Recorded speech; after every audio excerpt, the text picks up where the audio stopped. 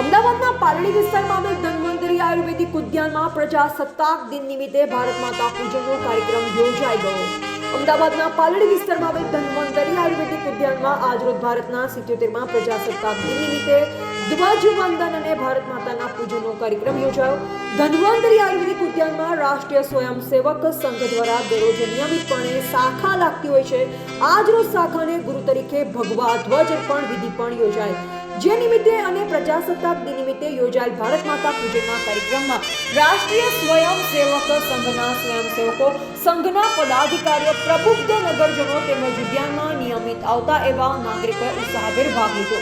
રાષ્ટ્રીય સ્વયંસેવક સંઘના પદાધિકારીઓએ પ્રાસંગોચિત વક્તવ્ય આપ્યું. તેમજ શાખાના સ્વયંસેવકો દ્વારા પૂર્ણ ગણવેશમાં ધ્વજ અને ઘોષ સાથે પથ સંચાલન પણ કરવામાં આવ્યું. પથ સંચાલન દરમિયાન સાંગીક ગીત જનની જન્મભૂમિ સ્વર્ગ સે મહાન હે ખૂબ જ લયબદ્ધ અને અનુશાસિત રીતે ગાવામાં આવેલ. ત્યારબાદ કાર્યક્રમમાં ઉપસ્થિત સંઘના પદાધિકારી તેમજ વિસ્તારના જાણીતા ગેસ્ટ્રો સર્જન ડોક્ટર કે.એસ. પુરોહિત દ્વારા ભારત માતાના તિરંગા ધ્વજનું આરોહણ કરી ભારત માતાના તૈલ્ય ચિત્રને પુષ્પાંજલિ અર્પણ કરી ભારત માતા પૂજનના કાર્યક્રમનો આરંભ કરવામાં આવ્યો.